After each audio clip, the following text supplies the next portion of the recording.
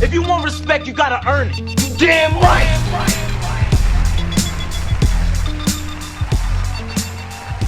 What's up, Brooklyn? There we go. There we go. Wu-Tang fans in the building tonight, yes? So let me give y'all just a brief, exactly. Oh, there exactly. We go. Yeah. Those people. Official, okay. I heard a few applause when asked about the Hard to Earn podcast, but for everybody who is not familiar, myself and Bonsu review new albums and classic albums on pivotal anniversaries. We go through each song from 1 to whatever, and we give it a rating from 1 to 10, 10 being an absolutely perfect, flawless record, and everything else after that, we break it down as to where the imperfections may live. So, we're about to get into these songs. I understand, like, artists are sensitive about their shit.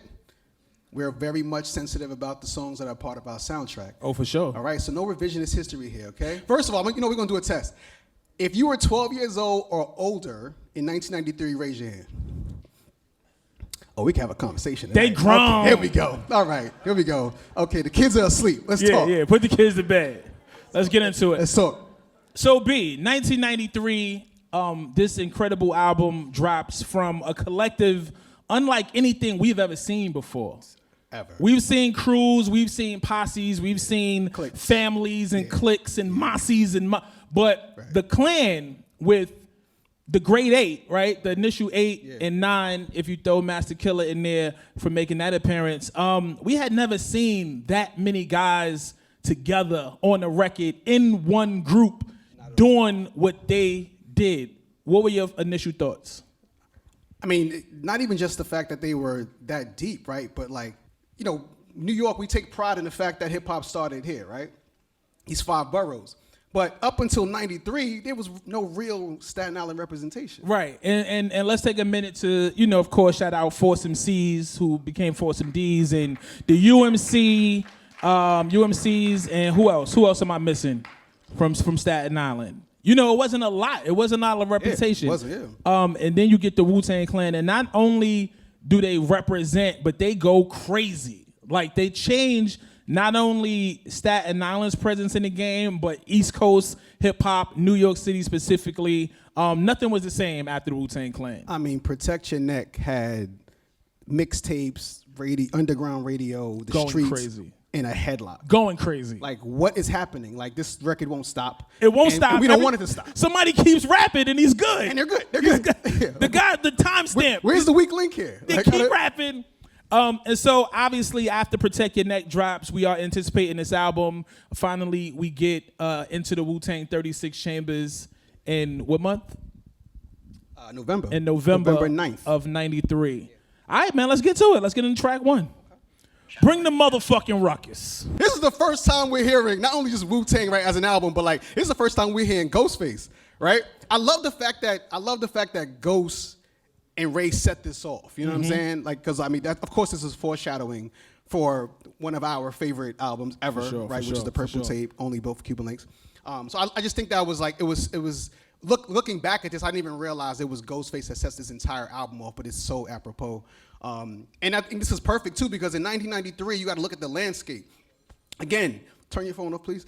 This was a like I'm a super, anybody who knows me knows I'm a super rap nerd, right? So I know exactly what was going on during this time. And New York hip hop, hardcore was a thing, right? Normally New Yorkers love hardcore, but there was a thing going on that was kind of almost like hardcore was becoming cliche, right? It was like rappers who weren't really hardcore, but like putting it out there as if like they had to do that for the label, right? I mean, Lords of the Underground, Onyx, you know what I'm saying? Whatever you want to, right? So, but like for us to get like something this authentic was something that we didn't. It's almost like Steve Jobs in an Apple phone, right? We didn't know we needed an internet and a camera in your own phone until you got it. Now you can't live without it. That's what the Wu-Tang provided. They were like, oh, we didn't even know we needed this kind of hardcore because it was real.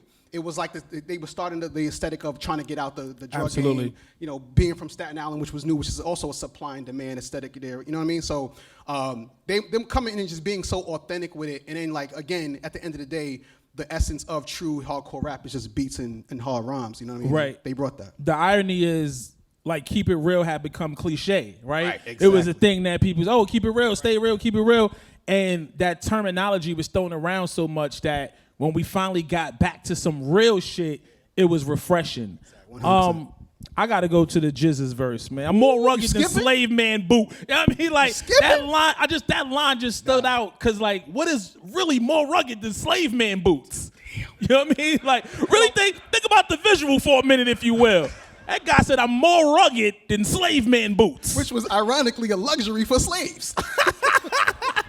Right, I guess what's more rugged than Slave Man feet, right? There you go. Right. Ghost sets it off flawlessly with the verse, with the energy too, right? And of course, this is one of those high power choruses that set the tone for the album. We are here to bring the ruckus. We bringing the motherfucking ruckus. It's not too wordy. It's not too overproduced. It's literally us coming to bring you and give you that shit. Ghostface, Raekwon, Deck, Jizza, and RZA on the hook. Also, again, why this is such a great set off, right? Because they're setting the Wu-Tang aesthetic. I mean, I don't think it's said enough how masterful including Chinese karate flicks, right? Mm-hmm. In the aesthetic of hip hop. Like that was something that was just never really done before, never seen before. Right. And I was having a conversation with a friend of mine about like that stupid Snoop thing about he's not smoking anymore. Gas and jaw. And I was like, that's terrible marketing. I was like, I always felt like the best marketing doesn't try to pitch you or try to sell you. It just lives with you. Right. And they took something that was already a part of the average b-boy, b-girl, For sure. you know, black and Latino kids' childhood, and it incorporated that into the production, into the aesthetic, and I just thought that was absolutely brilliant, man, and I think it really helped them propel who they are. The fact that they were able to integrate that culture and rename Staten Island Shaolin, and we all, you know what I'm saying, and we all fell in line and joined them with that, and was shouting out Sue and starting to learn more about the Shaolin and the Wu-Tang. And if you weren't super into those movies, hip hop brought you into that world. It was amazing, man. It was amazing. I love how they set the album with that. No, we're not going to hold on this, but it's the connection too. Like you remember, you know, if anybody who was studying math, you know, the mathematics, was 5% is like the first time I heard the word Asiatic was from the gods, right? Mm-hmm. And so there was always a connection between B-boy, Africa, you know, Asia, et cetera, and like again, using those Chinese flicks, you know, those kung fu flicks, brought that all together. I think it's brilliant. What does that mean for you, Bonsu? Here we go. What does that mean numbers wise? Oh man, I gave this an 8.5. You gave this an 8.5. 8.5. I was between an 8.5 and a 9. It might be a 9, but I'm because the thing is, it's like again, I'm comparing this song to the Wu-Tang catalog. You have to. In this album. You have to compare it to this album at minimum. While I love this song, you know what I'm saying? It wasn't like every artist, every MC's best performance. But again, 8.5 is still a great song. Absolutely. It's still a tough joint. I thought they set the precedent properly. You and Hido, I'm assuming. No, I gave it 8.5. Nice setup. Same shit. You know, I was sitting between the 8.5 and the 9 for a long time. Yeah, I was. Yeah. And you know, the beauty of being able to listen to this album over and over again and really get a chance to compare the 9s and the highest high moments on the album, I felt like this landed at a nice, respectable 8.5. There's a lot of high numbers on this album. It's a lot of. I'm about to get high right now. Okay. Shame on the nigga. Let's get a little bit of that going. ODB. You know what I'm saying? I thought was make some noise for A-Song Unique. R.I.P. ODB.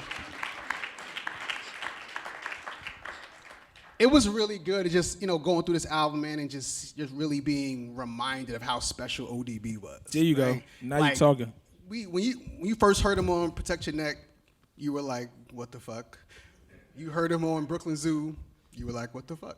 Right? You pretty much heard him on anything. You was like, what the fuck? Because it doesn't matter who he's rhyming with. And the fact that he's in this crew with like A+ MCs, and he still finds a way to find his own corner, his own pocket every single time. Like just bust, like he'll just stop a verse and just start singing in the middle of it, and it'll sound great, you know. So but like he had a very much. I don't know if you guys how deep we were into like the karate flicks, but like he had very much a drunken master style. Anybody remembers that movie, right? It's like he would always, people thought he was drunk, so they would try to catch him slipping, that was his style. That's how ODB rhymes. Like you don't know what the pocket's coming from. Like you think he's gonna rhyme this way, and then he just busts out in a different type of melody.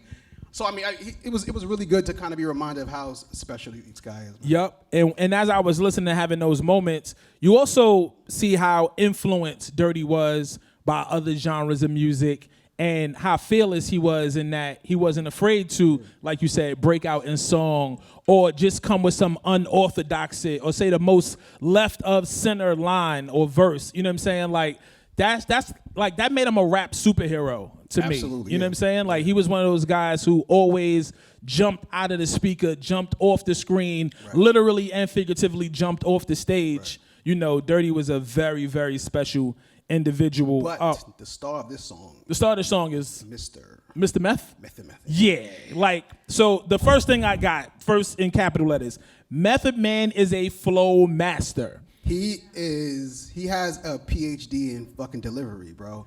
Like, it's crazy. Nobody, all right, so again, 1993. Nobody's bouncing like this. You know, is that a pause also? Nobody's bouncing like this. I can't even say on the mic too, because that's a pause, right? I can't even say it here, right? Nobody's bouncing like this in the vocal booth the way Method Man was. It's no me, Papa. Right? It's no me. Right? Absolutely. Nobody's delivery was at... Yo, you use words for a living. Use your words, man. I'm using them. His delivery was impeccable, bro. You know what I'm saying? That's what it was. The pockets that he was able to find, just that energy that he came with. And yeah, like you said, man, like when the record was playing and I was moving, right? Like that's the way he was delivering. You can't sit still. Like the way he makes you right. Like when you would see the words on the screen and the ball would be bouncing. I don't know if it's a pause in there, but karaoke. You know what I'm saying? Or before karaoke, just like when they were teaching you how to do a song and teaching you syllables and shit. We'll say this throughout the course of the album, but every MC in the clan having their distinct thing that made them special and being able to stand out amongst your brothers who are to the left and right of you, both incredible MCs. This before we even get to the Method Man bars and the rhymes. I'm just talking about the voice and the delivery was spectacular, and then you tacked on the fact that he's saying ill shit. You know, it's no wonder why in 2023 he's still here and still can put a record out and still have why he was the first star of Wu-Tang. Of course. I mean, without Method Man's stardom, I think the whole entire Wu-Tang thing is a different thing. Fact. You know what I'm saying? I mean, we only on song 2, so maybe I'll wait to make this point. Okay. But I do love when Ray comes in, what the piano does, right? Like the way that they able to bring a different part. It's so many people, not that there's a bunch on this particular record, but there's so many people in the group that you have to cater to. Yeah. The genius of the RZA to understand when to bring the drums in, when to take the sample out, what to filter. You know what I'm saying? Like to complement that MC style. Like Raekwon, I react so thick, I'm fat over those keys like that. Yeah. It takes the song to a nut. It's a special moment in a song where you got to figure out how to make special moments because you got a lot happening. You know what I mean? Which we always say, right? The difference between somebody who can make a beat and somebody who can produce a record. Absolutely. You know? I mean, we already know that Abbott is just a brilliant genius. You know what I'm saying? I mean, this man not only made this album by himself, right? But then he goes on and it makes ODB's album. He makes Meth's album, right? He makes Only Built for Cuban. I mean, then Liquid Sword. The nerve of him. How dare you, sir? How dare you? You can't make Liquid Swords after Only Built. It did spin the block on the double album, on the Wu double album. Let's not forget Gravediggers also. That mix also. That's crazy. So I said I was getting high. Next joint. What did you give Shame on Nigga? Do you want me to go? You said you getting high. So how did you get? I went all the way up. You got a 10 on this? I gave it a 10. Wow, I did not give this a 10. Is this the perfect record? What's wrong with it? This is not even ODB's best verse. Is this verse whack? No, but it's not perfect. Why not? Why not? Yeah. Let me see why it's not. Let's see. If I had to pull a quotable. You got ODB, Method Man, and Raekwon. Be like wow with my style. You're gonna do that. You're gonna do that all album long. It's ODB we talking about. I let it out like gonorrhea. Got burnt once, but that was only gonorrhea. That's fire. I let it out for ODB. That is very much, you know. If y'all fuck with the hard to earn shit, B does this little shit where he try to catch these little nuanced moments. I'm here all night, ladies. talking about ODB, bro. Exactly. That's how he rhymes. And I just said, the first thing I said was, this is not ODB's best verse, which means he has better performances. I think that if you're going to nitpick him saying got burnt once, but that was only gonorrhea, let the shit out like diarrhea. You asked me why, so I can only go to the verse. But you have to nitpick through every single verse. So when we get to when we get to the perfect ODB verse, I want you to recite the lyrics the same way. That's all I'm saying. Okay, fine. I think that... Who said that? It's a team song? Who said that? I think that it is a team song. Who said that? It's Wu-Tang. Every song is a team song. I think Shame on the Nigga could have been a single, like with a video. I think it could have had that whole... It's just the beat... It's good. The beat is amazing. The chorus is incredible. Yeah, I agree with that. Method Man obviously steals the show and does what he does, but Raekwon shows up, and Dirty comes with that energy that you need. You didn't need everybody to rhyme their face off. Everybody had to fit in right where they needed to fit in to make a complete record. That'll make it. And that's a why complete record is not a perfect record, though. But in my opinion, there's no flaw in this record. When I listen to this record over and over again, I listen to where the production stands up 30 years later. I listen to the rhymes. I think the things that they did on this record, I couldn't find a flaw in it, so I went high. What'd you give it, sir? I gave it a 9. Give it a 9? Yeah, it's a great record. Okay, not very far away, but a little bit. Clan in the front. Let's go. This is the first solo song we're hearing from GZA ever. This guy's good. Well, no, technically not really. First. Nice, it is. From the Genius, we got Come Do Me. Oh, GZA.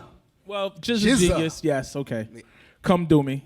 We got that. Wait, who remembers Come Do Me by Genius? Oh, shit. Somebody said unfortunately. I like that song. Ignorant. You like that song? No, of course not. You don't like Come Do Me? I mean, compared to this? Or just... No, not compared to this. I mean, it was cool. Yeah, it was cool. It was also like 12. Yeah, it was all right. It was all right. Yeah, we don't remember. We try to forget that. But I fucked with Come Do Me, though. Let's get to Clan in the front, though. He's also a virgin, so, yeah.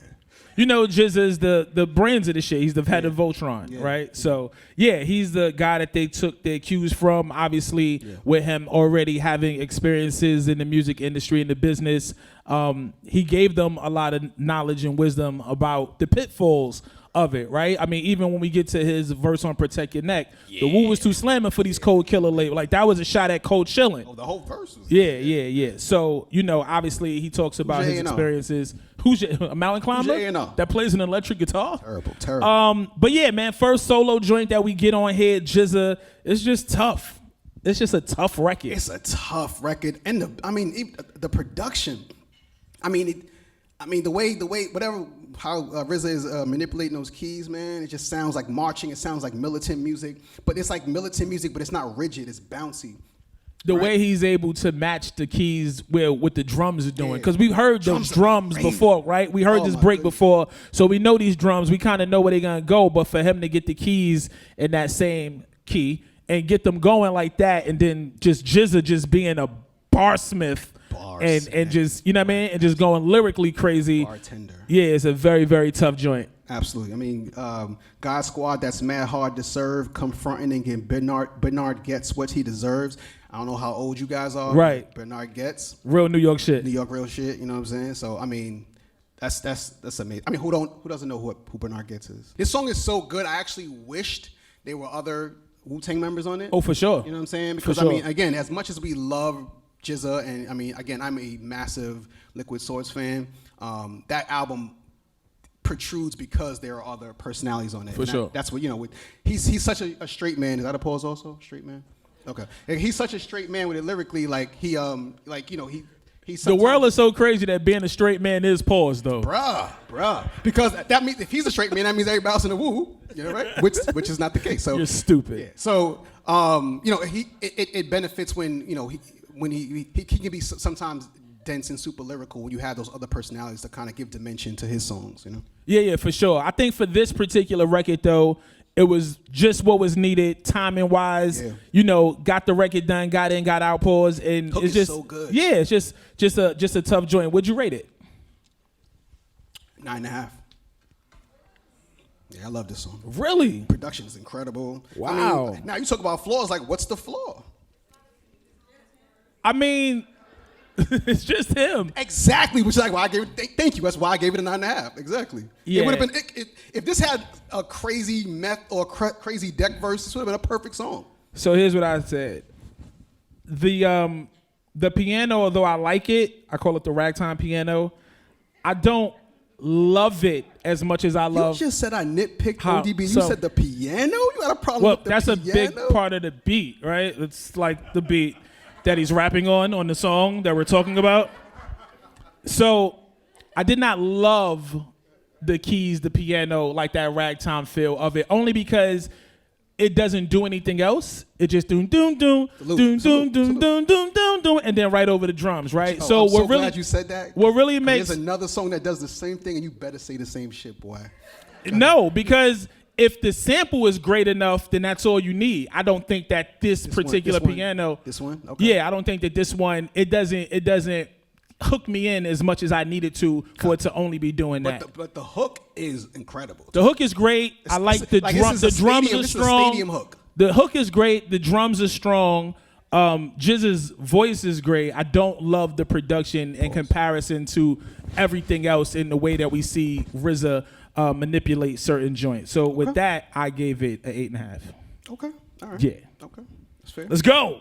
You made your case. The one thing I wanted to point out and why I didn't want the record to stop into that Method Man verse, because then that guitar riff comes in, right? And that's literally the difference between this and the last song, right? Like the sample is that doom doom doom doom, right? You got that, but then the drums are still going, but then you bring in that guitar riff, right? So you just adding more elements, and that makes the song more dynamic. I think that's the difference in the two joints. The last song needed more accentuation. Yeah, it just lacked. It lacked really problem with the piano though, because you use like the ragtime piano. Well, that's what I called it because I didn't know where he got it from. But yeah, saloon shit.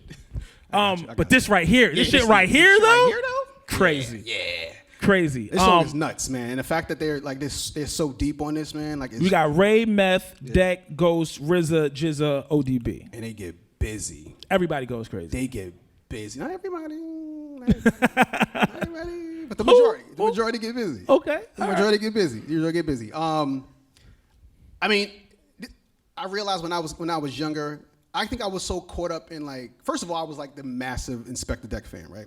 So I was so caught up in like, you know, Beth's delivery, Inspector Deck's bars, ODB's antics. I really slept on Ghost and Ray initially. I really did. And you go back and you listen to Ray's verse even in this song, like, that's a different style. Like, he's not even using that style again in this album. Like, he was so good. He was so ahead of his time. And we didn't get to appreciate it until we got his own body of work. You know what I'm saying? But like, he's like, champion gear that I rock will get your boots knocked. That's a crazy perspective. That's a crazy. My sweater is so fire. You know what I'm saying? Like, yeah. Like, that's crazy. I mean, it's so b-boy to come in there with that kind of arrogance. But again, as a writer, I love the perspective. For sure. What I appreciated about Ray and Ghost early on was that their attention to the detail and talking about fashion, because it was shit like that. Like, for me as a young kid who didn't have much, I almost felt seen and acknowledged when he mentioned his champion sweater and I was able to have a champion sweater, right? You know what I'm saying? Like, it was shit like that that made it more tangible for me and made it more real. He was just like one of the dope fly dudes that was in the lobby. You know what I'm saying? He just happened to be in the clan and happened to be on TV. But even like down to the snow beach that you wearing and what that did to the culture, right? Because if you lived in New York or if you lived in Brooklyn, if you were around low lives, you knew this piece right here, you knew what it meant. But when he put it on TV, you know what I mean? Yeah, you could lose your life over that, seriously. When he put it on TV and brought it to the masses and them kids in Idaho and places that didn't live and breathe hip-hop culture every day, it like call Tommy Hill, call Ralph Lauren to ask him what it did for the books. You know what I'm saying? Like, that's the power of hip-hop and the culture. And that was 30 years ago. But the point that I was making was that I love when he had those moments where he would just talk about the shit he was wearing. The specificity. Yeah, because it was just like, I could see it. It was details like, oh, he got an ill shit. Now in my mind, I'm like, yo, what champion sweater he got also, on? You know what I mean? I was big on the champion hoodies when I was a kid, but also I was wearing champion because I couldn't afford this when I was a kid. You know what I'm saying? For sure. So like, that was just showing you those different levels. I got a Snow Beach late in my adult life. Man, I couldn't afford it. And overpaid for it, proudly. Barely could afford bags.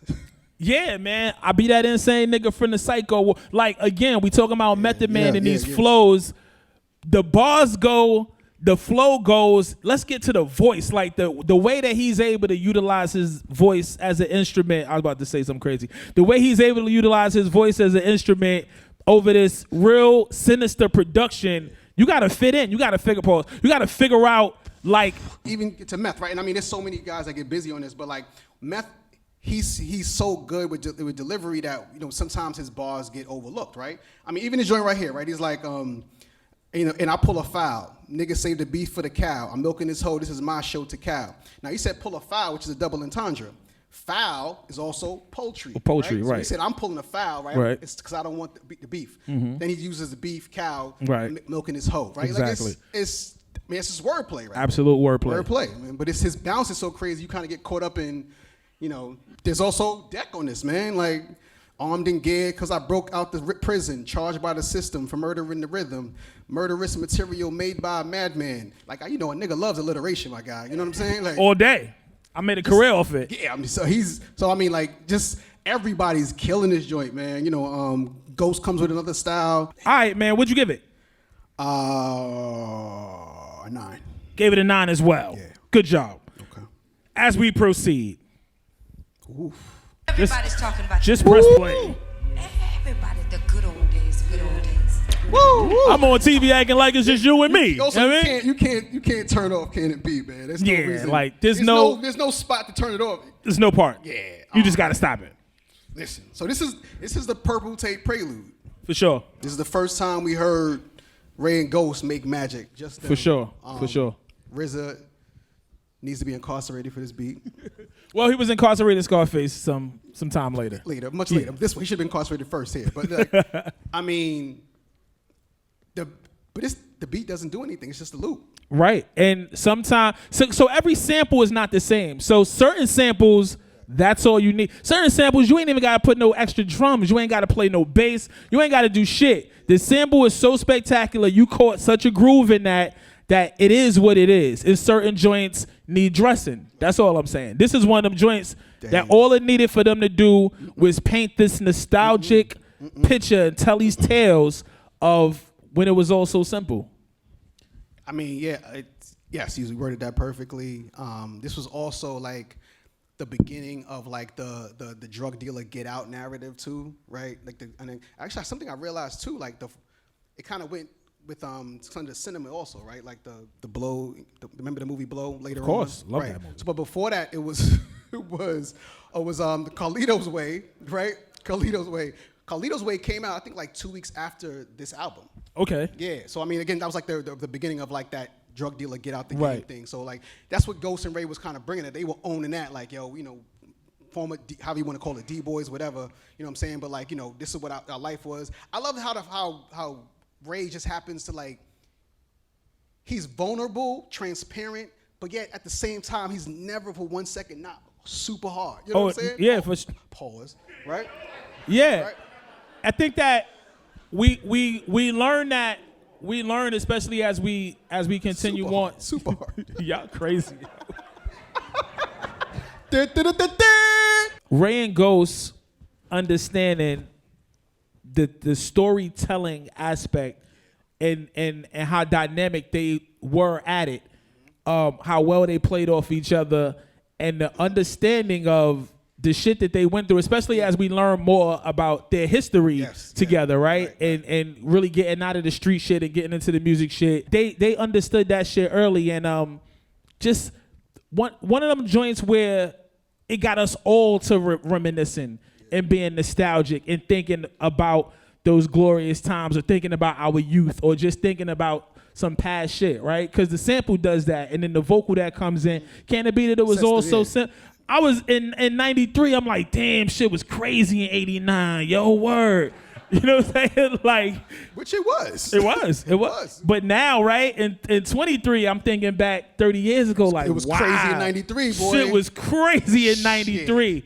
This is a timeless record in that it's always going to make you feel like that, because you're always going to be able to, as long as you're here, to refer back to some of those moments. And as crazy as life gets, as you move forward and propelling it, when you reminisce about some of the times, it just takes you back to a space. Absolutely, and again, going back to this album, like I remember really sleeping on Ray and Ghost, right? And now we talk about Ghost. Like Ghost, I mean, I love this song, but like Ghost to me shines on this record.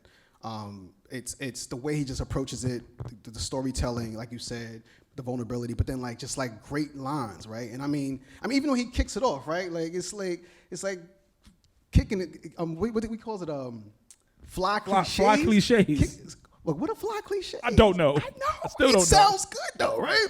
Kicking it like hoping to make my day. So I mean, like just the way he brings us like new lingo, which only Built did so well, right? Like they added to our vernacular, you know, with things like from the Wallabies and the Blue and Cream, you know what I'm saying? Like they started that here. So again, I slept on these guys when this album came out, but like Ray and Ghost, man, they were giving you. If you listen, they were setting the stage for what they were about to do with that masterpiece. Absolutely, and I was gonna refer to this a little later on too, but since we're here, in fairness to you, there was so much to choose from. No. I mean, no. I didn't miss anything. Right. I mean, honestly, like you got to look at Ghostface on this album, and then you listen to like Nutmeg. Right. It's different. There's growth. There's progression. Pause. But what I was saying was that if you didn't fully grasp what they were doing at that moment or where they were going, that's fine. That's totally understandable. This record right here, though, however, is a 10.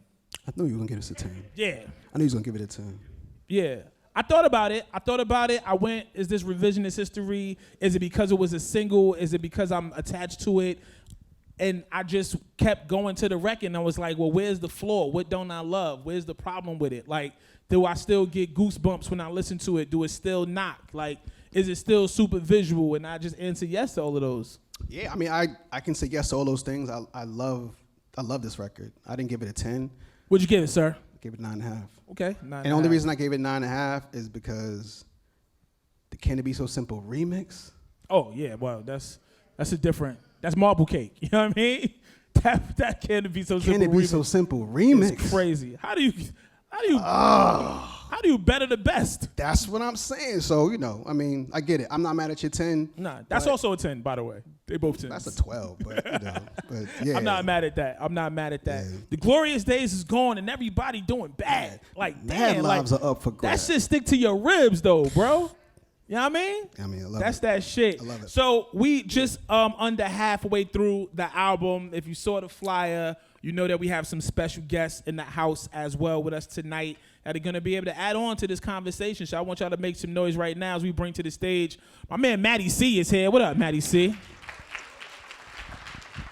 Let's get that other chair out here for Matt. Let's get that chair out here for Matty C. The legend, Matty C. Before we even get into the conversation, right? Matty, stand up real quick just so they can see your shirt again. Yes.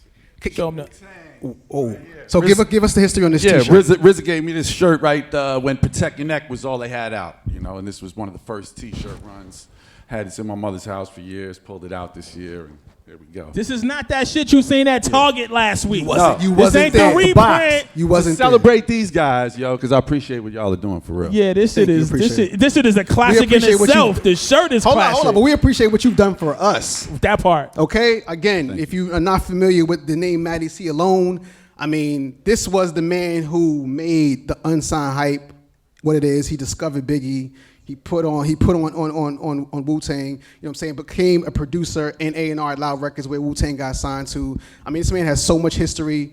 I mean, even like, you know, the hip-hop quotable, like just making that a popular thing, man. You are not just a hip-hop legend, but especially me as a journalist, you're definitely one of my, you know, my OGs. So thank you. Absolutely. Thank you. And me as just for years, always as an aspiring rapper and an MC, like that hip hop quotable was everything. Yeah. And reading the liner notes back when there was physical product and seeing the people that were behind the scenes, because I was just as intrigued by the people that made the album as the people that made the album. You know what I'm saying? Like, so for me, seeing Matty C's name time and time again on some of the best product that come out and just understanding that guy's one of the guys. You know what I mean? If anybody was supposed to transfer over to be a A&R, had to be this guy. Absolutely. You can't find Biggie and Wu-Tang and then not get a job. Right. Like, that's it. It worked out. It worked out. It worked out. So go ahead. B. I'm saying, so I guess let's start from the beginning, man. I mean, you know, like the first time you heard Wu-Tang, what was the setting? You know, I'm sure it was a cassette tape. Yes. Right. Yes. Right. So, like, tell me, like, give me the setting, set it up, and what was your first opinion? Well, I mean, I love them, but the first Wu-Tang song I heard wasn't Protect Your Neck. It was... Ears? It was before the whole clan really existed as a group. It was Old Dirty, RZA, and GZA, a song called Rugged and Raw. And, We got that song? No, I'm joking. Yeah. That was a good one. That's an That was a early good demo. one. And, you know, like as you guys are familiar with C.R.E.A.M, who also worked with me at Loud, he originally was the one who turned me on to Wu-Tang. He was an aspiring MC himself, who was featured in Unsigned Hype and New RZA, and started telling me about them even before Protect Your Neck was made, that they were planning and trying to come out with this group. And they had made a couple demos. Rugged and Raw was one that stuck in my head. Dirty on the chorus. It's rugged and raw. Of course, you know, of course. Rugged and raw. That's pretty good. It's a pretty good dirty. It's pretty good. When you heard Rugged and Raw, did you see it? Did you see it, or did you need Protect Your Neck to really get it? Nah, I saw the whole, like, Wu-Tang was already kind of like a slang, a flow. Like, it wasn't just a slang, it was like a certain way to flow, and it was already like those three MCs were the core and creating that. And, you know, like, it's funny because Haas from UMCs, we were talking about this earlier, he mentions the flow of the Wu on a song at the end of a record, I think. And yeah, because Wu-Tang was already a thing, you know, like tapes. Same thing with Method Man. Like, long before I heard the song Method Man, it was Scott, Killa Class, Mike McDonald, all these guys who were talking about this song. Like, the tape was already circulating. Wow. Meth was known as the Panty Raider back then. He had another tape on a mixtape called the Panty Raider. That's not what you want to be today. Yeah. that's not the term you want to use today. That's not the term you want to be. Civil suit season. Okay. Exactly. Talk Very to us good point. about how do you organize like that many members and what the business was like of getting everybody together and getting records done and, you know, having them show up and just be a part of the music industry and the Great business. question. What was that like? I mean, my philosophy was the antithesis of all that. And I think being at the Source, we all kind of felt like the music industry needed a shake up. Hip hop in general felt like that it had been too co-opted by, you know, major labels trying to take it over. And so the goal with Wu-Tang was really, okay, here's a group that could come straight from the street to the ears of the audience without going through a record company. And they got this, they have resources, we have resources at the Source, and we could just make this happen without there having to be somebody coming in and say, we have to organize what you guys are doing, right? And that's why it's such a raw expression. It was able to happen like that. So there was no element that came in and told Wu-Tang how to do their thing, right? And even me as A&R, or even Steve Rifkin at Loud, all felt the same way. The artist is the one who's going to have the creative vision and carry that out, and we're going to let you do that. That's the goal here. That's so important to know when to step back and just let the magic happen. You know But when it was time to shoot a video, it was a nightmare. It was the worst nightmare ever. These guys, I mean, a lot of artists have that. So I don't know if folks know, but like Hype Williams shot the Can It Be video. He shot Protect Your Neck. He did? Yeah, that's Hype's first video. But I remember this because I was reading an interview recently, and he was like, they hated Can It Be, the video. They hated it, and he loved it. That was actually the first video where he realized he could make a movie. He could make a movie, exactly. Right, yeah. But they hated it. And I mean, you look at it now, like it's grungy, and I guess, you know, they wanted something a little more, you know, I don't know, more spectacular, right? More shiny. But I think it's a beautiful portrait, and, you know, I hope they feel different today. Man, when Raekwon said "blow" and that Wu-Tang W came off the screen, that was all I need. I said, this is great. Yeah. Give it all the awards. Talk to me about the time at Loud. Obviously, historic label, and anytime I get an opportunity to salute Steve Rifkin, I do that because there's Wu-Tang Clan, and there's Mobb Deep, and there's the Alcoholics, and there's Big MOP, Punisher. and there's Pun, and there's Cellar Dwellers, and there's Dead Prez, all on Loud Records, right? Like that is, you gotta make some noise for that. Loud was a movement. Loud was a movement. Seriously. What was the energy like in that time, and just, you know, discovering who didn't get signed, who got turned down? Like, what was the building like? I mean, the best part of that experience to me was this room we had, which was supposed to be my office, but we just turned into a listening room.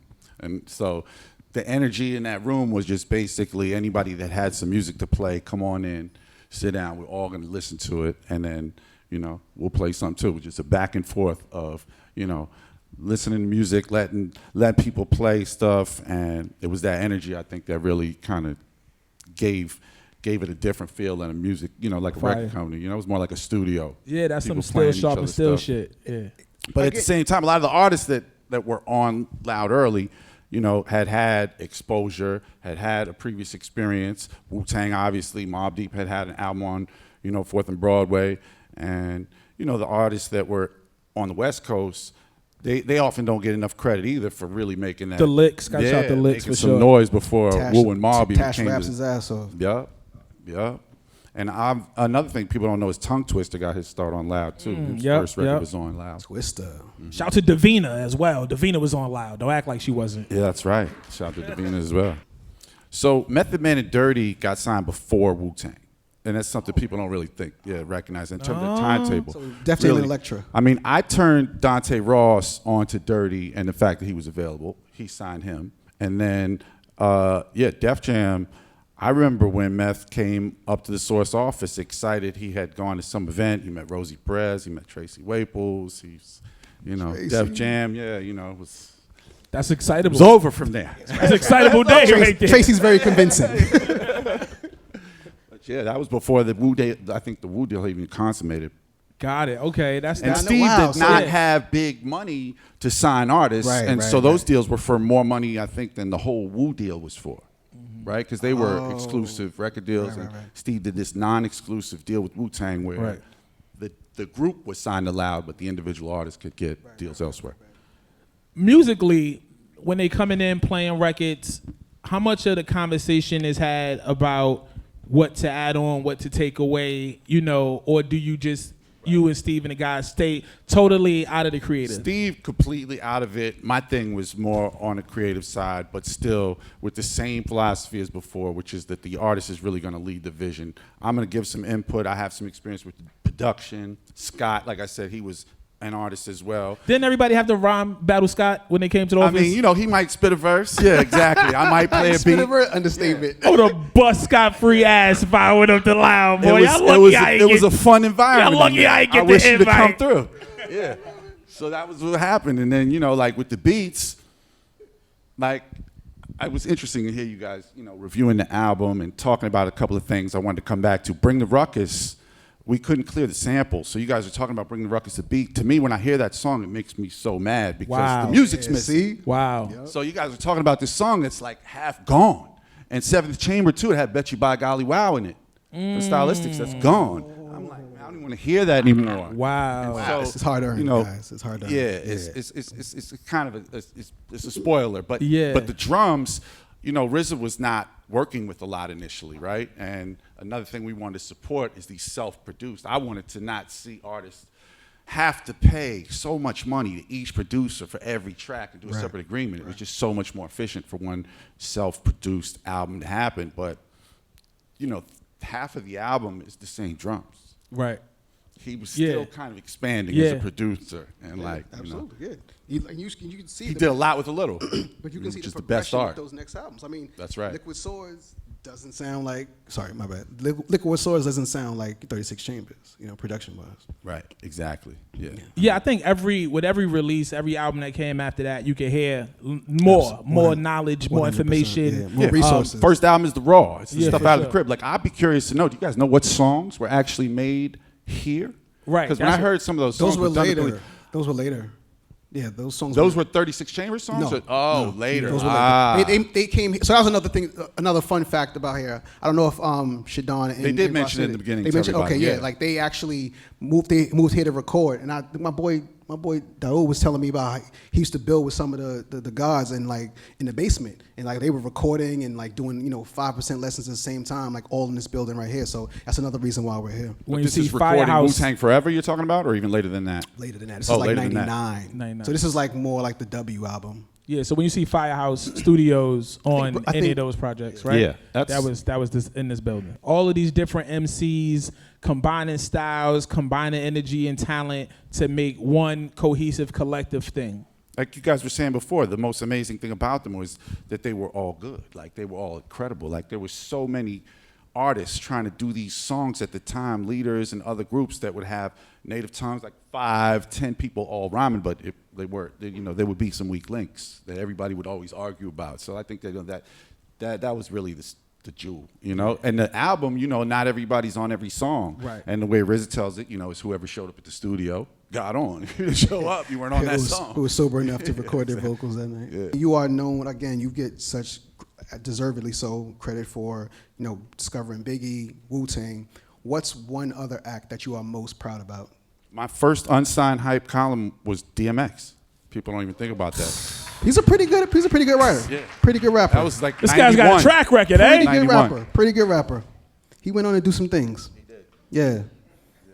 So when you first heard X, again, give us that. Where were you? Give us. Well, the producer for that demo was Tony Dofat, who went on to work with Man. After Shout out that. to Tony Dofat. For sure. Shout out to Tony Dofat. Great producer. And yeah, the whole vibe. I mean, that demo's on YouTube actually, and it's great to go back and listen to it. I did recently, and he sounds totally different. He's real dope. Much harder, much more. I mean, it had to get harder than DMX than after, but his signature way that he started rhyming later, right? Yeah, you could tell that he changed that after that a little bit. Crazy. Progression, like we were saying about the RZA beats. Absolutely. And then the last thing I'll ask you before we let you go, what was something that maybe came through the building that you liked or that you came across your desk that you weren't able to do the deal on? Loud. Like a regret. Yeah. Like a regret. Okay. So I'm not gonna say I regret it, but Shane Mooney, Okay. Peace to Shane, who was also an A&R at Loud, Paul Mooney's son, by the way. Didn't know that. That's rest in crazy. peace, Paul Mooney. He brought Eminem up to Loud. He didn't bring him. He brought the demo of him locking his girl in the trunk. Oh, and I man. was Kim, like, the Kim record. yeah, and I was like, nah. Really? Yeah, nah. I Can't get jiggy with this. Also the dynamics of race in the industry. I think it just worked out better for Eminem to be signed to Dr. Dre here. Yeah, For a lot of reasons. He absolutely For a needed lot of Dr. reasons. Sure. He absolutely needed Dr. Dre for sure. Yeah. Eminem was, on the scene, so he made the rounds. You know, Duck Down had the opportunity, Raucus had the opportunity. Yep. So they was out there TNT. trying to get a deal. I think that the universe aligned in the way it's supposed to happen. Because Eminem is not Eminem if he signs Thank to you. any of those other labels, labels. including me, he would Yeah. not have been. No, It's a different I thing. do not, exactly. I It's agree. a different thing. Your instincts, as usual, on point, man. Thank you for coming through. The legend, Matty C, give it Legend. up. Thank so you, much, everybody Matty. else. Peace and love. Because we got another guest, right? And I want to maybe go through a couple more records before we bring out Okay. the next guest. That's cool with you? We can do leave it. the C here and call it audible. Let's do it. I bet. So we up to mystery of chess boxing. Ooh. Yeah, let's do that. Ooh. The mystery of chess boxing. You-God, Inspector Deck, Raekwon, Method Man on the chorus, ODB, Master Killer, Ghostface Killer. This was the song that let me know that they arrived. Like I remember Video Music Box, right? Yes. I remember coming home and seeing this Yes. video. Yes. Right? And I was like, oh, they got a budget now. Yeah, I said, it's This different. this wasn't like the grainy protect your neck video. Nah, they was on the pixels. chessboard. Yeah, they got yeah. I was like, oh, they got a budget now. Dudes out here, guys dancing on chessboards and doing kung fu. I was like, oh, they got spears. They all had the small logo hoodie. This You know what I mean? Like they got merch before merch was a thing. I was like, this is crazy, man. I was like, okay, they finally arrived, man. And this is funny because this is not really documented as one of their singles, but they definitely had a video for it. I remember. Yeah, that for sure. specifically. It's a single for sure. Yeah. This beat and drum pattern, this. All right, it don't sound good on that, but y'all know the beat. That's not yet. That's not, we understand. Every cafeteria in New York City, in every borough, like I was not going to no class. We was in that cafeteria, and my homie was boom, ba-da-doom, They was doing that, and somebody was on the table. Pre-Rozelle, okay. Yeah, somebody, and we was just rapping all day long. Yo, like this instrumental's crazy. We made the instrumental though. You did like, it over? Yeah, Okay. we didn't have the B-side. We had a single. This is one of those songs that's actually on par with Protect Your Neck, cause like almost everybody gets busy, right? Everybody gets busy, bro. No, not everybody. All right, tell me who. Everybody. I mean, let's not get into negative. Can I finish what I'm saying? We're not getting to names. You gotta tell me where the weak link is. I'm gonna tell you. I'm not gonna tell you the verse without telling who did it. Like I'm not. Anyway, the point is. Say it with your chest, man. I'm gonna say I'd rather lead with positive. Can I do that, please? Can I do my shit? Thank you. Anyway, so we were talking about ODB earlier. This is ODB's best verse. Okay. I was like, this is when you saw he could possibly be a star. Okay. Right? Like, I mean, there's nothing. I mean, not only you can read the verse and it's super lyrical, but also like just again the approach. I mean, he just stops in the middle of it again. Gotta get up and be like it's nuts. Shows that he can sing. Deck on this is crazy. Who else kills this? Deck kills this. You got Master Killer. You got U-God. You got Ray. Master Killer is nuts on this verse. Oh nah, he steals the show. Like he's super, we have an APB for an MC Killer. Looks like the work Looks of a like master. the work of a master. Yeah. For a Master Killer. That's whatever, man. Anyway, like there's it's crazy. I mean, we can go on and on with hold up. The flow changes like a chameleon, plays like a friend that stabs you like a dagger. This technique attacks your immune system, disguised like a lie, paralyzing the victim. Mm-hmm. That's wordplay, boy. That's crazy. That is wordplay. It's imagery too. Absolutely, right? Like, I mean, and he goes on that whole verse. Listen to that verse top to bottom, and just see again, like you said, the imagery. I mean, it's almost like Gravedigger-ish also because it's like that, stark, Right, but like that horrorcore. yeah, type that shit. horrorcore Right. stuff, but like just the intelligence into it too. You know what I'm saying? Like it's very scientific. But again, everybody like kills out. If you want to get into the negativity, the weak links on this song are U-God and Ghostface. Okay. Tell me. What? Oh. I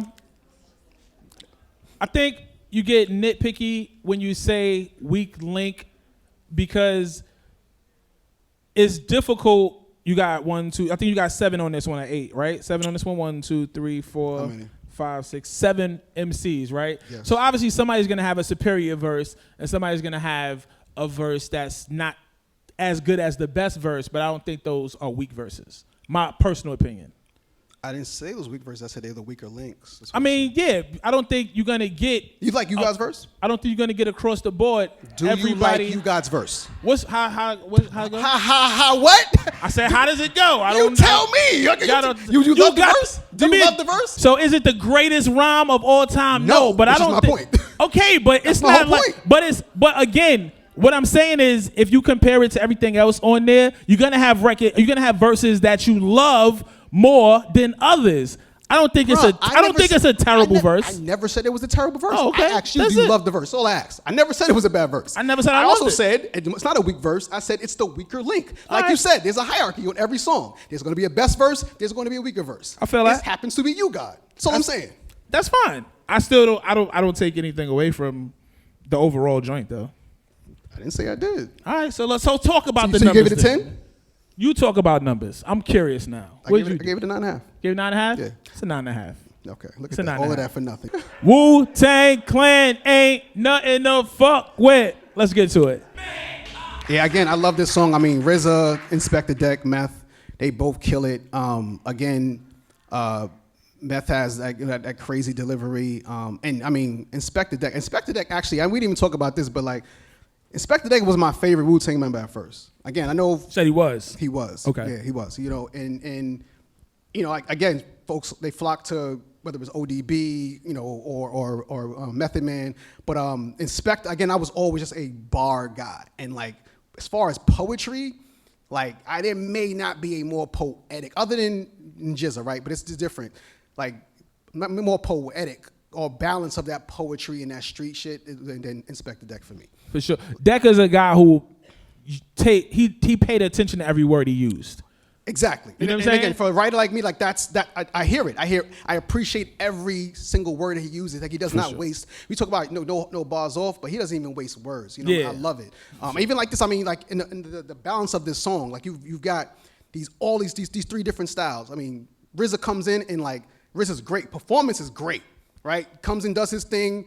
You know, more family feuds than Richard Dawson. If you don't understand the reference, he's very polarizing, right? He becomes a super aggressive, and then Inspector actually comes with a new flow. Like he comes in moonwalking. You know what I'm saying? I put the needle to the groove and get rude. You know what I'm saying? Like it's like, wait, where did that come from? Or some like he sounds like Miles Davis. You know what I'm saying? With the trumpet, Word. crazy. Word. And then Meth comes in, sounding completely different than the first two. So I mean, again, this would be to me, this is a perfect Wu-Tang song, man. I said earlier, RZA understanding his, you know, the level of MCs that he had in his group and what was in the arsenal, right? And just knowing when to make moments happen. Like the drums, where Meth rides over the drums on his joint and you just get the, you know what I'm saying? Like that's perfect for what he delivered, right? So just understanding again who your personnel and what you have to elevate what they bring into the table. Like I love the genius in that, because like Meth sounds crazy over that break right there. Nuts. Like he's They set him up rhyming. too. It sounds amazing. Lightning and thunder in the back. Yeah, You know what I'm saying? Nah, it's a special moment. I said 3 minutes and 36 seconds, or even down to the shout outs. Like it's just a fire joint. Yeah, it's impeccable, man. Wu-Tang Clan ain't nothing. It's a 10. It's a 10. It's a 10 for me. It's a 10. All right, no doubt. I gave it a 10 as well. Okay, nice. There we go. Where's my man Mathematics? Do we agree? At, Do we agree? What do we give? Where's my man Mathematics? Where's Mathematics at? Where the God, Is Mathematics at? There you go. Oh, there we go. Y'all make some noise. Hey. Peace, What up, peace. King? Torae, peace. My brother. Let's go. How you feeling? Good, I'm good.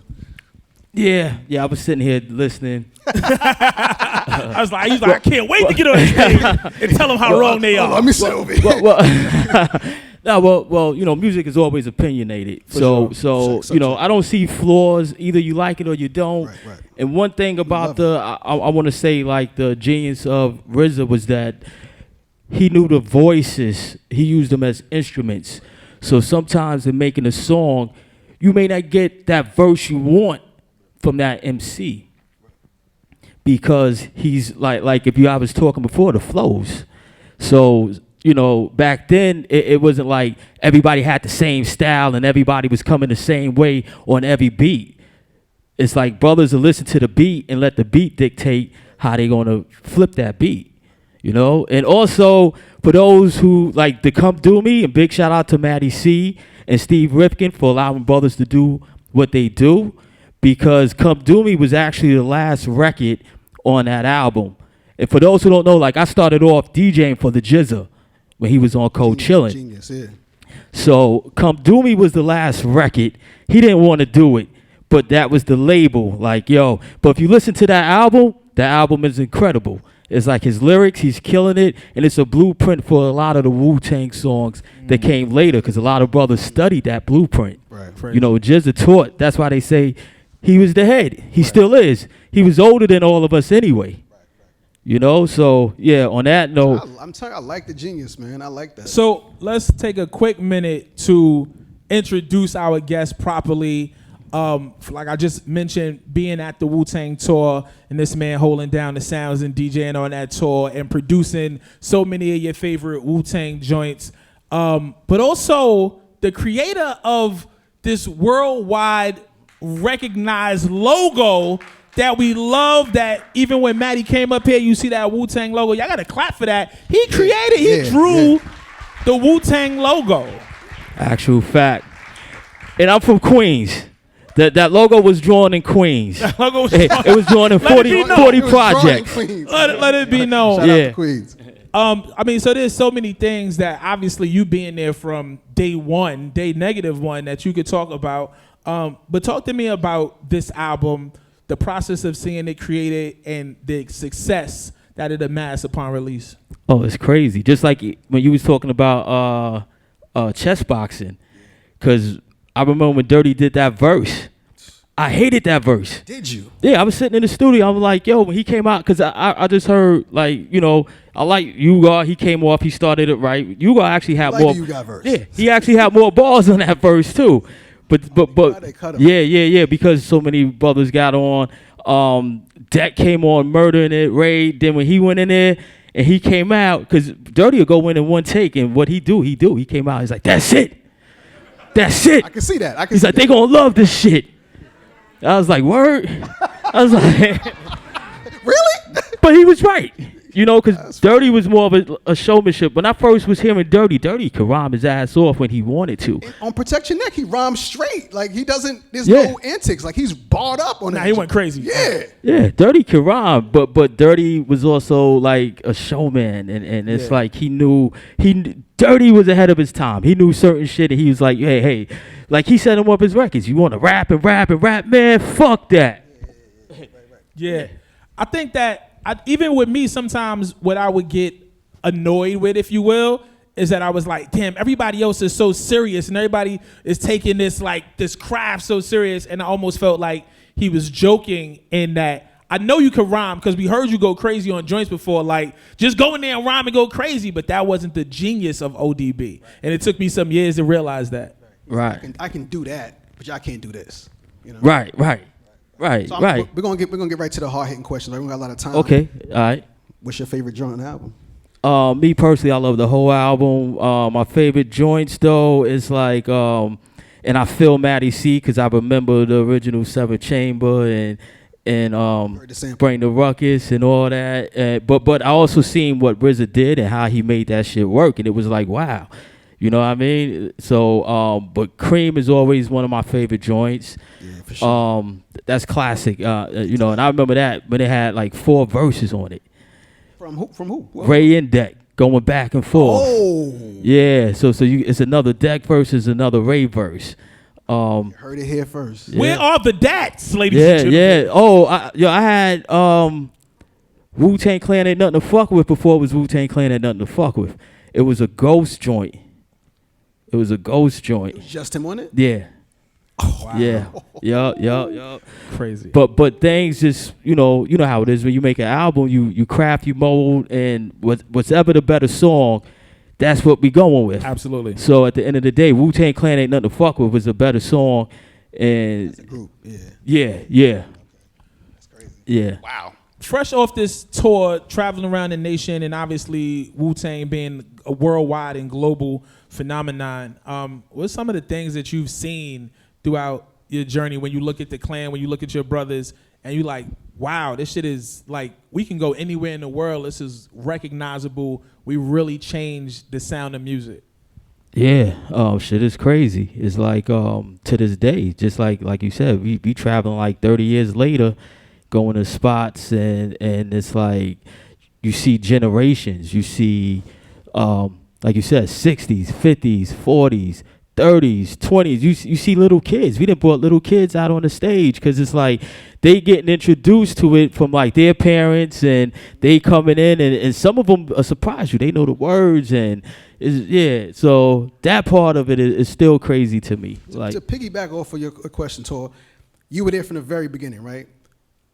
What was it like, again, because I was giving them credit from the beginning about melding those two cultures, right? Like Asian culture with the Kung Fu flicks. And then what was it like the first time y'all touched down as a group in Asia?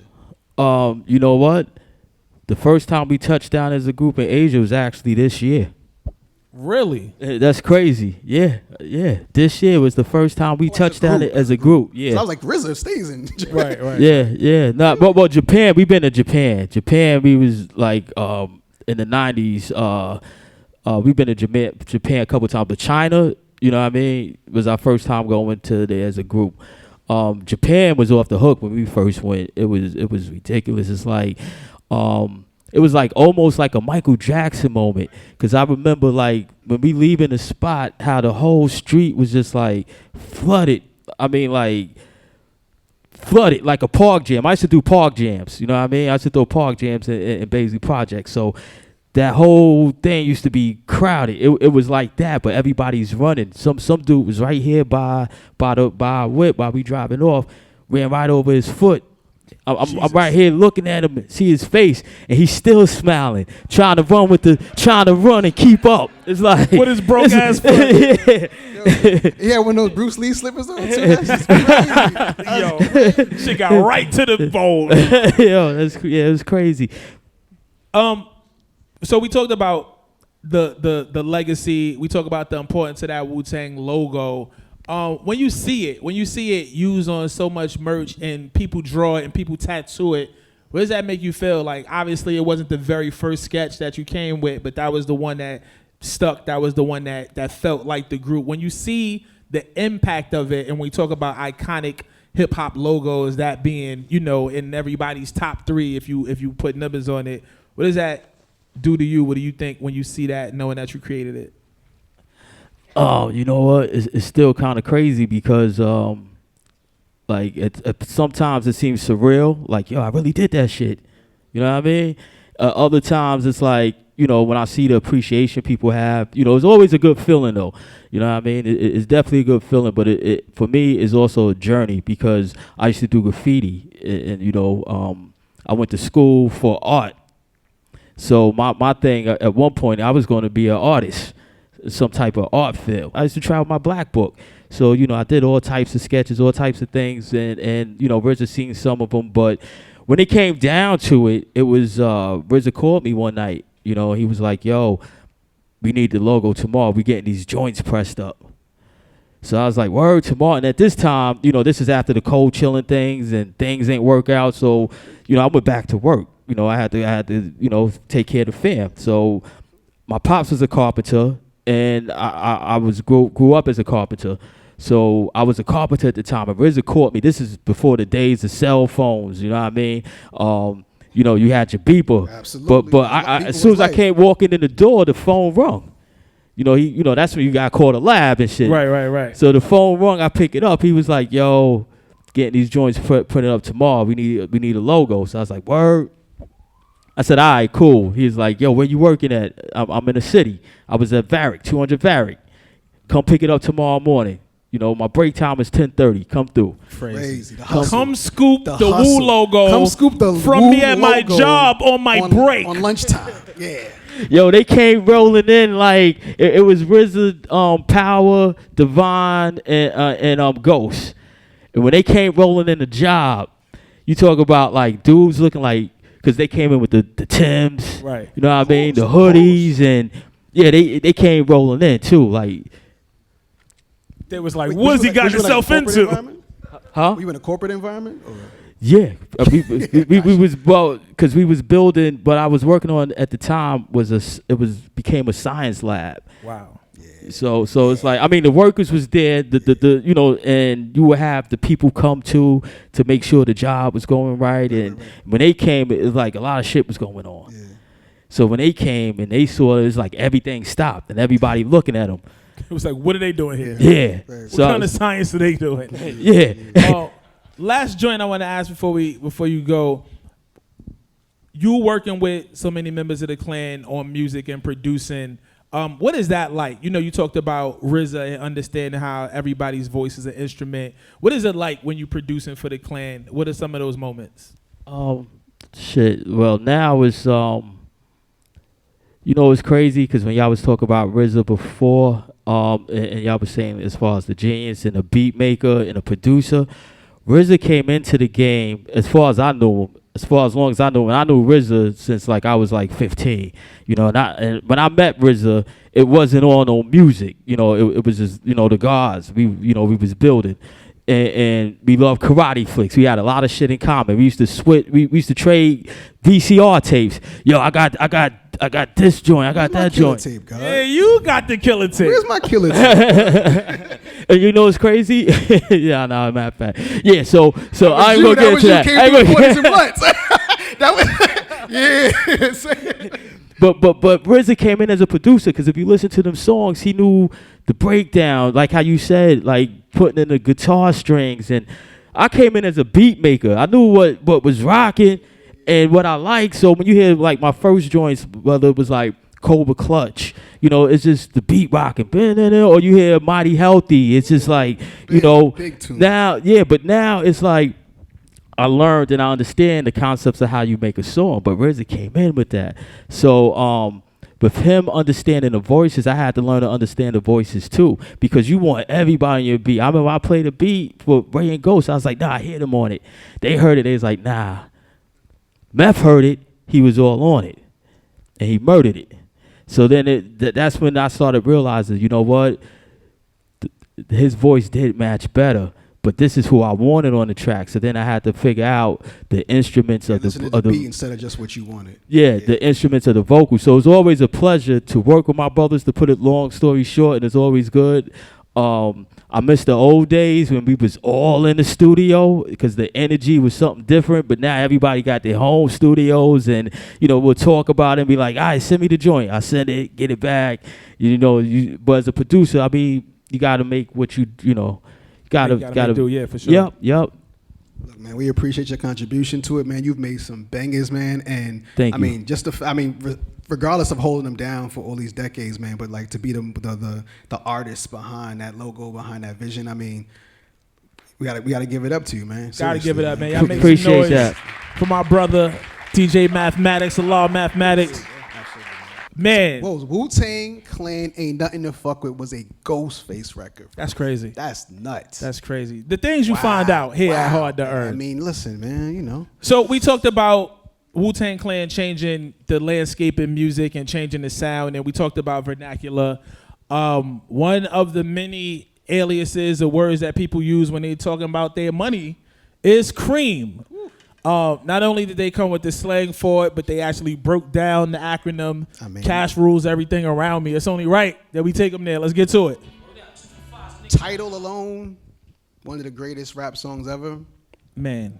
Again, like that vernacular, right? Like, I mean, the hook itself is great. For sure. But for this hook to be an acronym just is a second layer It's to a the level, genius. yeah, it's a level up of genius for sure. You know what I'm saying? I mean, yeah, I mean, this is crazy. Again, Raekwon has an uncanny ability to give you that vulnerability, give you that transparency, storytell. Because he's telling you about street shit that only a real one can detail and survive. So even when he gets into those vulnerable moments, he was a real one. Right. In those, I grew up on the crime side, the New York Times side. Staying alive was no job. That's staying alive. That's yeah, nuts, man. Crazy. Catching keys from cross seas, rolling in MPVs every week. We make 40 G's. That's Cool G rap. Right. That's what I'm saying? 10,000%. That's Cool G rap shit right there. 10,000%. So I mean, like, again, you talk about this all the time, right? There are certain artists who are great storytellers, right? There are great artists who have great delivery. It's hard to really marry the two. Mm-hmm. So when you can do that and then have a high level of lyricism at the same time, for sure, those are the special dudes. That's you know what I'm special saying? That's shit. why he made Incarcerated Scarfaces. Yeah, I mean, I got the storytelling is brilliant. The acronym changed the lexicon. The beat is immaculate. The Charmel sample, we've heard it used since then. Yeah.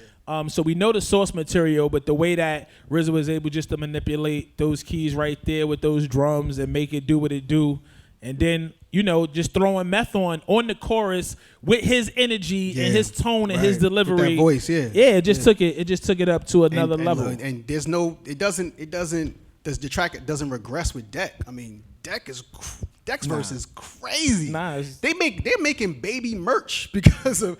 Have you ever seen those those Little Giants onesies with Life as a Shorty Shouldn't Be So Rough? Absolutely, like to this day. Yeah, like that's crazy. 30 years later, I mean, like that just shows you the power. But again, Deck is one of my favorite poets, man, across the board. The way he just puts those words together, man, and makes it so vivid too. Like he has fun with words, but it's not just like lyrical miracle. There's a lot of artists who love putting words together, but you don't really understand what they're saying. We're not gonna use any examples right now.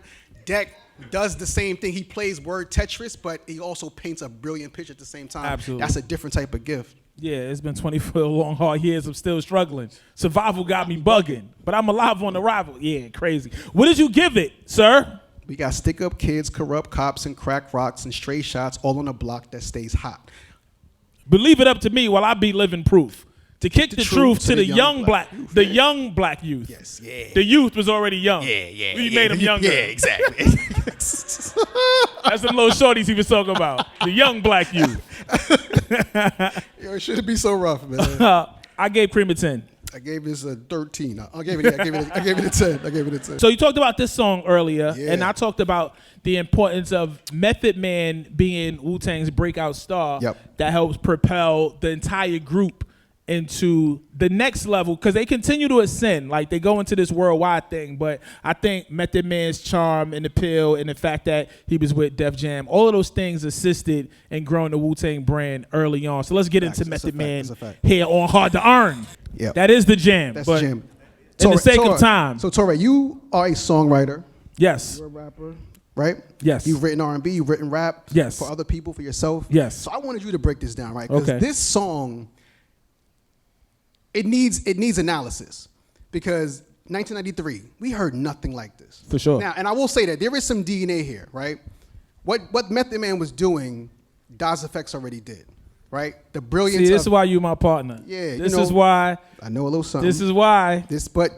And that's why I always gave Das Effects such credit because like it's one thing when you got like a subject and you gotta like give your opinion on what you see. It's a whole nother mastery to take nothing and match that with something that has nothing to do with it, Right. and make it something. Put a completely whole lot different. of nothing together. Right. Whole So, lot of nada. A whole lot of nada, right?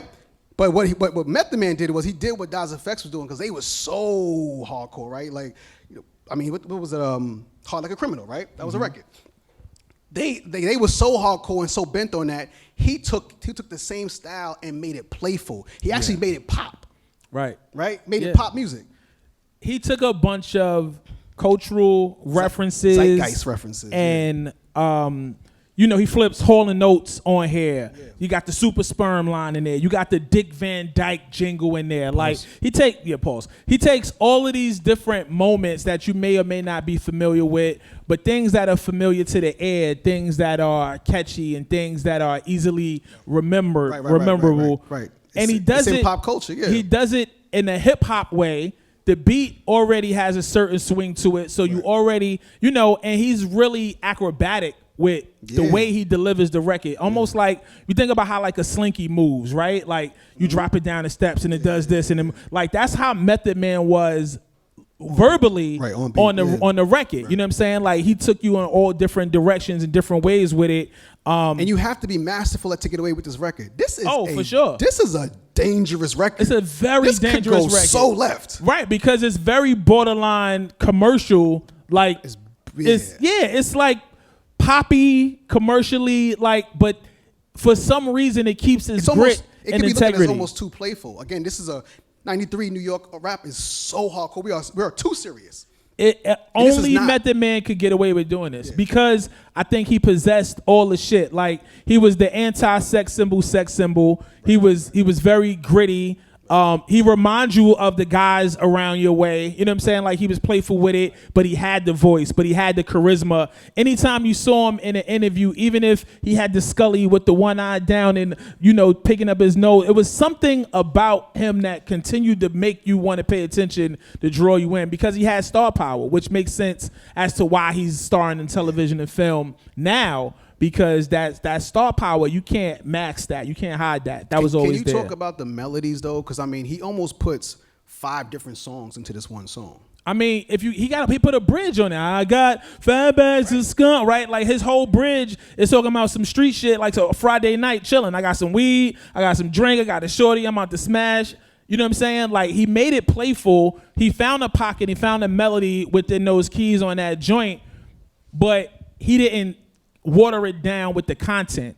So even though it sounds playful to the ear and like a kid would sing it, if you really break down what he's saying, you're like, oh wait, you talking about some nefarious shit. Like, what's up with you? Right. You know what I mean? No doubt. I love it. I mean, Chim Chimmery. That's the Freak Dick of Van Flow Dyke and Flow shit. Fancy Free. Right. I don't know what that means.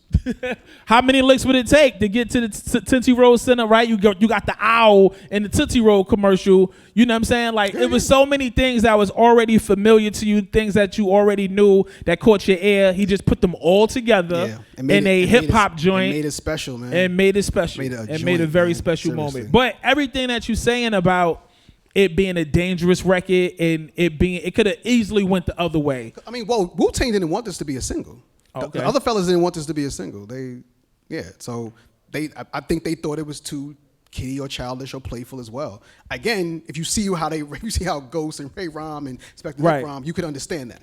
But it worked though. You know what I mean? Again, you got to give it up to RZA this for his record vision. popping off the way it did and dominating radio and crossing over into, this is Z100 days, like on the pop side, and it being able to play on that side brings Wu-Tang to a whole other audience when it was needed for them to go to that audience, because that's how you continue to make them street records, but you get to the next deal. There's a reason why Meth got the first solo deal. Yeah, right? for sure, Absolutely. for sure. Incredible. It's incredible songwriting. Absolutely. It's incredible songwriting. It's not the best lyricism. It's not the best MCing, but it's brilliant songwriting. Gotcha. No doubt. I gave it a 9. Give it a 9. Yeah. Oh, and I gave this a 10. Give it a 10? Yeah. Yeah. There's nothing like this song. I gave it. I Still actually today, gave it a 9.5, but I was gonna pull back As and for give all it a of, for 9. all of, I mean, I could poke holes in this about the playful lines and ridiculous stuff, but I mean, again, taking nursery rhymes, taking commercials, taking jingles, and turning it into a hip hop record in '93, you gotta be special, man. That's some other type of art. Super Man. special. Yeah, Super that's special. For sure, for sure. 3 more joints. Hold on, what y'all think though? Was Method Man a 10 or a 9? Which 10? 10? 9? 10? I'm gonna go back to my 9.5. That's what I got on the paper. I'm gonna stay true. No, stay true. I'm gonna stay true to God. my. I'm gonna stay true to my 9.5. Don't let them sway you. Stay. Come on now. Protect your neck. Let's get to it. Yeah, what do we say about protect your neck? I mean, this is a, yeah, I mean. We just call it a 10 and go to the next joint, Yeah, right? it's Like, just yeah, like like. Okay, you know what? Because this song doesn't need analysis, who had the best verse on Protect Your Neck, Torae? Oh, now we gotta listen to this shit. No, we don't. No, we don't. You forgot the You Got verse and Protect Your Neck verse? Who had the best verse? I was most impressed. Your favorite. Your favorite. I was most impressed with ODB on this joint. Okay. Because Dirty just went crazy on this joint. Like, yeah. and very rarely did we get performances like this from Dirty. We got playful shit. We got singing shit. Yeah. Like, This is the only one like how's verse start?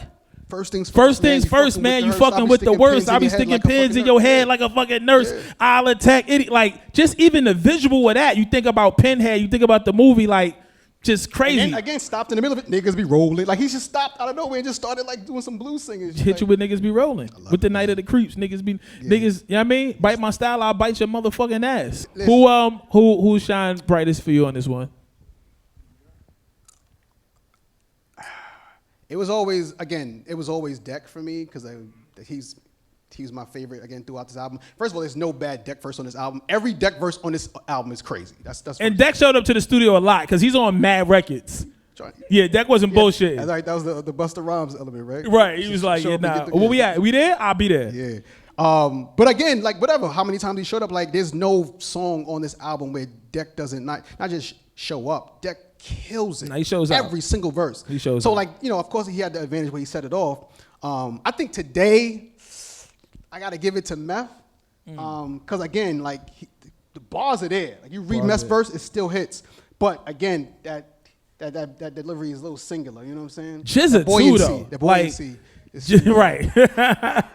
Jizza as the anchor of the record, like when everybody goes crazy and then you get to the end of this record that's a long as fuck record and you still excited to hear his verse and it's still cinematic. You know what I'm saying? He's still talking that shit and like even RZA though, kill it. Right. Yeah, nah, like it's a perfect joint. Hostile, wearing Aeropostale. I was like, yeah, I used to wear Aeropostale in '93, bro.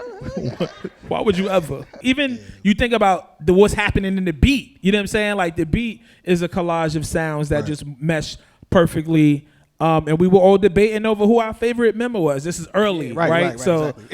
If you gotta keep having that, that's how you know the song is amazing, right? For sure. That conversation has never stopped, and there's always different answers, right? For sure. Different reasons, and everybody's reasons are valid. I mean, I remember having an argument with somebody. I don't remember who, but they were going hard at like Jizza was the best verse, and I was like, I hear you. I disagree, but I hear you. You know what I'm saying? These are all valid. It's all arguments. valid, yeah. Depending on the day of the week. You know what I'm saying? Absolutely. All right, so tens around. 10, yeah. 10's around. Great work, people. Last song. Tears. Last song. Let's get to Tears. People remember that? Y'all remember Tears? Y'all don't remember Tears. Yo, Ghostface's verse is wild on this song. Goes the Wild Guy. Yeah. RZA sets this one off with this storytelling verse Karma. about karma. Yes, it's definitely a full circle. He did some fuck shit, and it came back. And How do you know it's fuck shit? You don't know that. I mean, he had to lay somebody down. It could have been valid. it was some fuck. RZA killed somebody. He's laughing about it. And then, and I guess karma caught up to him because his brother goes outside and also gets murdered. To get Wonder Bread. We went to get some Wonder Bread. That's probably, yeah. You should, you should have got some whole grain. You should not be eating Wonder Bread. You should not be eating Wonder Bread. You should have got that 8 oats joint, you know what I mean? So this is a story though. This is a fictional tale. This is not. Yeah, I mean, well, RZA, yes. I don't know. Hopefully, Ghostface is. You just never know. Yeah, I mean, you just never know what Ghostface's story is he's running a train with his homeboy and his man Big Mo from the group home. Yeah, with Thelma. Was it Thelma? Thelma, who has a reputation up to her neck, or up to her neck or something like that. Yeah. But he goes raw. Nonetheless, he would not use contraception. Right. And he continues that poor behavior with Stephanie. And he winds up catching the HIV. Yeah. Yeah, the HIV. Yeah. This is the one song on this album I don't really care for. Yeah, it's not the best way to end the album, right? I was like, why don't we just end it with Protect Your Neck? That's the perfect way to end this album. That's definitely the perfect way to end the album. I mean, again, the storytelling is clear. They make their point. The deliveries are not there. You know, RZA is not it. Even Ghostface. I mean, I don't know why Ghostface is rhyming like that. It's super old school. I assume this song. It was actually on it was B-side, right? Yeah, it was early. It was early. So I'm assuming this is one of their earlier recordings because I don't know why Ghostface is rhyming like he's like Beta Slick Rick. I'm not mad at the RZA delivery though. Because you just used to get Gravediggers RZA. That's why. Yeah, I'm not mad. But I was mad at Ghostface's delivery because I'm again Nutmeg, right. And then why are we rhyming like? But that's a different time. But okay. He rhyming like. I don't know, man. It's like Dr. Jekyll and Mr. Hyde. I don't know why. But do you have a score for Tears? I have a 7. Give it a 7? Yeah, I give it a 7. Wow, that's pretty low. I mean, I think it's probably 7.5, 8 worthy. No, it's not. No? An 8? You know what an 80? 7.5. Your child gets an 80 on his test. That's good. 7.5. All right. Thank you. All right. There we go. And that, ladies and gentlemen, is the next episode of Hard to Earn. Live at the Billie Holiday Theater here in Brooklyn, New York. We are the only podcast that celebrates our black and brown music, R&B as well as hip hop. These anniversaries are not being celebrated. We're the only ones who are doing it. We appreciate your participation. How you pay us back for all this free liquor is that you just go to our YouTube page and subscribe. That's it. You can go there right now before you get up and have more liquor. We will see y'all out in the lobby. Subscribe. Hard to Earn is a podcast. No, what's the brand of the liquor, man? Keep the sponsors happy. 2024 is right around the corner. When I'm doing a podcast, I like to drink Jack Daniels. When I'm feeling particularly sweeter, I try Honey Jack. I mean, Honey Jack for the killer bees, it don't even make sense. I mean, first of all, that's Jack Daniels' idea. They were like, we want to have Honey Jack there for Killer Bees, and we thought that was brilliant, so this would make sense. It's also our second event with Jack Daniels. Thank you so much, Michael, the whole team at Jack Daniels, you too, Jen. You said what? Bedvine Brew as well for for donating our for the wine for the mixer. For sure. If y'all are looking to hang out after Greedy Vegan. Greedy Vegan, especially for the bites. The empanadas are great. I'm sure they're great. I haven't had them yet, but he was munching crazy on them backstage. Now I'm a munch. Wow. Wow.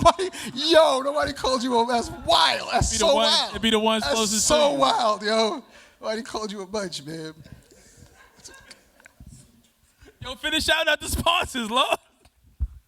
Yo, bro, man. Anyway, Brooklyn Arts Council, thank you so much for seeing the vision. Again,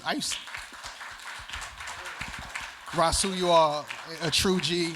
We've been trying to make this happen for a minute, and I cannot show any more appreciation for Shadon Smith, the queen of this building right here. I met Shadon this year, and I'm not gonna give you the long story, but we were trying to do something else, and Shadon came to me and was like, we gotta make this happen here. Like, she understood the importance of this album. She respected what we do for music as well in the podcast world. And, we thought like this is what this podcast needs this building.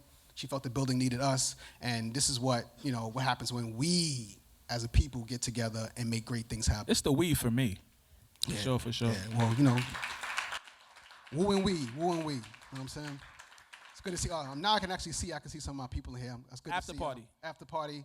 Bedvine Brew.